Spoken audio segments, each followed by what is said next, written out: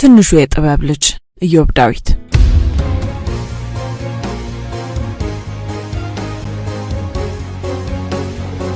ፖሊስ ማነር አልፈልግም በእናቱን እሺ አባዬ አትበል አባባ ግን አንተ ትንሽ የማይዘን የራስን ህይወት እየጻፍጠበ ምናምን ስትል አንቺ ጥበብ ያለሽማ ምንማሙሽዬ ውጪ ምን አየ ኪሲንግ ሲታውን ልብ ብለው ላዩት አራካይን ያውጣው ያስብላል።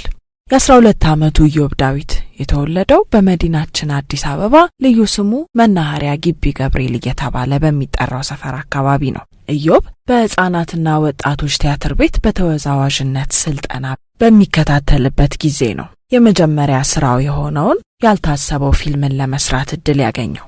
ፊልሙን ያዩት በሙሉ እደግልን ብለው መረቁት።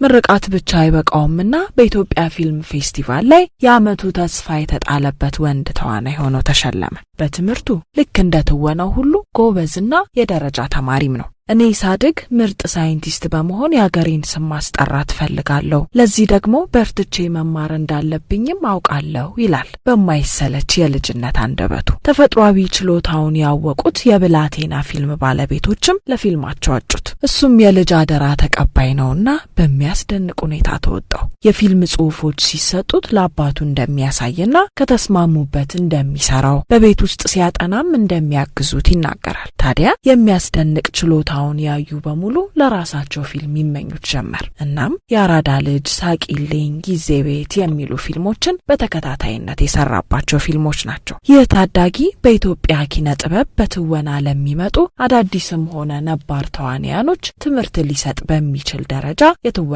ብቃቱን አሳይቶናል ብንል ማጋነን አይሆንብንም።